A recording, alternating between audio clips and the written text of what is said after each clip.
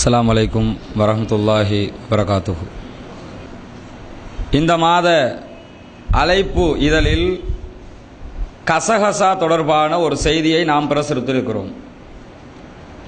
இது தொடர்பாக நிறைய பெண்கள் கொழும்புல இருந்தும் வெளியூர்களில் இருந்தும் இது தொடர்பான சில கேள்விகளை கேட்கிறார்கள். காரணம், கசகசா தொடர்பாக சில மார்க்க அறிஞர்கள் தவறாக விளங்கிக் கொண்டு ஃபத்வாக்களை கொடுக்கின்ற காரணத்தினால் கசகசா முழுமையாக ஹராமானது என்று நினைத்துக் கொண்டிருக்கிறார்கள். முதலில் கசகசா என்றால் என்னவென்று தெரிந்துவிட்டால் கசகசா ஹராமா ஹலாலாங்கிறது தெரிந்திடும்.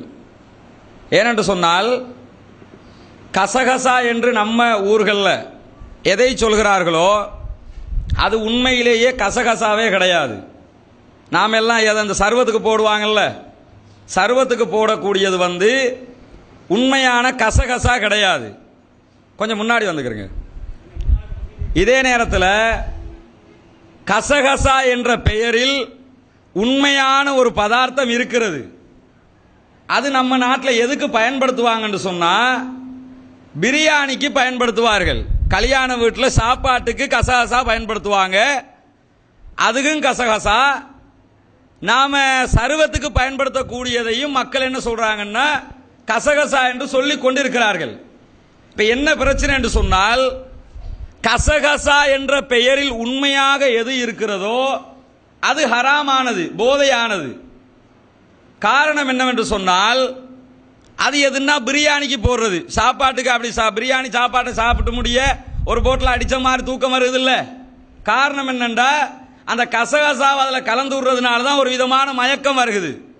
அந்த கசகசா என்று சொல்லக்கூடிய உண்மையான கசகசா ஓபியம் பப்பி என்று சொல்லக்கூடிய ஒரு மரத்திலிருந்து எடுக்கப்படுகிறது. அந்த மரம் இங்கே கிடையாது, வெளிநாடுகளில் விளையக்கூடிய ஒரு மரம். அந்த மரத்தினுடைய பூவை கீறி அதில் இருந்து எடுக்கக்கூடிய பால் தான் ஹெராயின் என்று சொல்லக்கூடிய போதை பொருள். அதுக்குள்ள இருக்கக்கூடிய விதை தான் நாம சாப்பாட்டுக்கு பயன்படுத்தக்கூடிய கசகசா. அந்த கசகசா ஹெராயினோடு தொடர்புடையது என்ற காரணத்தினால், போதை ஏற்படுத்தக்கூடியது என்ற காரணத்தினால இஸ்லாம் அந்த கசகசாவை தடை செய்கிறது. இதே நேரத்தில் நாம சர்வத்துக்கு பயன்படுத்தக்கூடிய கசகசா இருக்கு இல்லையா, அதுக்கான பேரு கசகசா கிடையாது. அதை நீங்க தேடி பார்த்தீங்கன்னா சப்ஜா, அதுக்குரிய பேர் என்ன என்று சொன்னால் சப்ஜா என்று சொல்லுவார்கள். ஃபாலூடா சீட்ஸ் அல்லது ஃபாலூடா விதை என்று சொல்லுவார்கள். ஃபாலூடாக்குள்ள தானே போடுவோம், அதனால ஃபாலூடா விதை என்று சொல்லுவார்கள். பேச்சு வழக்கில் கசகசா கசகசா என்று சொன்னதுனால எல்லாருமே அது கசகசா தான் நினைச்சுக்கிண்டு அதையும் ஹராம் என்று நினைக்கிறார்கள். அது ஹராம் இல்ல, தாராளமா அதை பயன்படுத்தலாம். ரெண்டுக்கும் என்ன வித்தியாசம் தெரியுமா? ரெண்டுக்கு ஒரு ஒற்றுமையும் இருக்கு, வித்தியாசமும் இருக்குது. ரெண்டு கசகசாவும் எடுத்தீங்கன்னா ரெண்டுலையும் கருப்பும் இருக்குது, வெள்ளையும் இருக்குது. இந்த ஓபியம் பப்பியில இருந்து எடுக்கக்கூடிய போதை வஸ்துலையும் கருப்பு கசகசாவும் இருக்குது, வெள்ளை கசகசாவும் இருக்குது.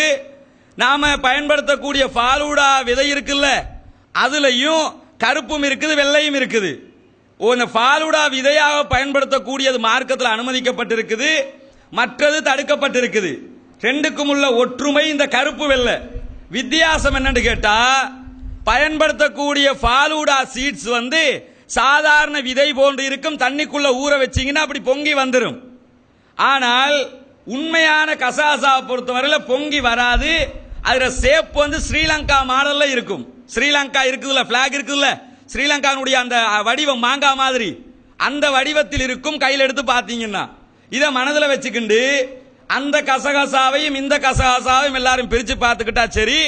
அழைப்புல இதை பிரிச்சு பிரிச்சு திட்ட தெளிவா தான் எழுதி வச்சிருக்கிறோம். ஆனா நிறைய பேர் அழைப்பு சுவானத்துக்கு பிறகு இதையே கேள்வியை கேட்கிறாங்க. இதுதான் அதுக்குரிய பதில்.